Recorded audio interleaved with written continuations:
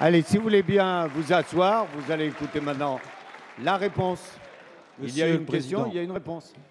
Mesdames, Messieurs les députés, Monsieur le Président Jacob, je crois qu'il faut en venir à des choses simples.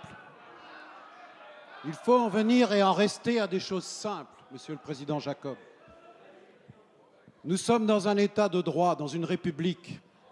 Et si nous voulons que les citoyens aient confiance dans les institutions de la République, il faut les respecter. Et il y en a une qu'il faut absolument respecter. C'est l'autorité judiciaire.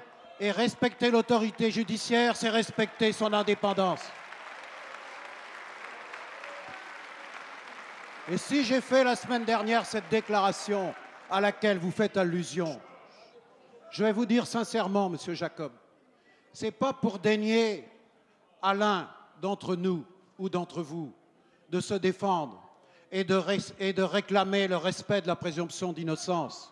Oui, M. Sarkozy, comme les autres, ou comme M. Cahuzac, ou comme M. Woerth, ils ont tous le droit, comme chaque citoyen, même les plus modestes, au respect de la présomption d'innocence. Mais en même temps, et donc le droit de se défendre, mais en même temps, et c'est ce que j'ai dit, et rien d'autre, et je l'assume, j'étais fort étonné de la part de M. Guénaud, qui est ici, et qui a sans cesse donné des grandes leçons de République, qu'il se permette d'attaquer avec autant de violence un magistrat qui, en toute indépendance, avait pris ses décisions. N'attendez pas du gouvernement qu'il s'immisce dans les affaires de la justice. S'il vous plaît. Eh bien, je vous donne rendez-vous. Monsieur Meunier, s'il vous plaît. N'attendez pas du gouvernement mes chers collègues, si vous voulez qu'il bien vous s'immisce asseoir. dans le fonctionnement de la justice. Le gouvernement, s'il vous plaît. Allez. Madame la garde des Sceaux s'y est engagée et le fait chaque jour.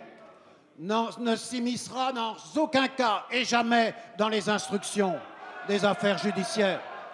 Mais je vous donne rendez-vous, mesdames et messieurs les députés, de la majorité comme de l'opposition, pour proclamer encore plus fort dans la loi fondamentale l'indépendance dans la justice, en nous retrouvant au Congrès pour voter la réforme du Conseil supérieur de la magistrature qui consacrera cette indépendance.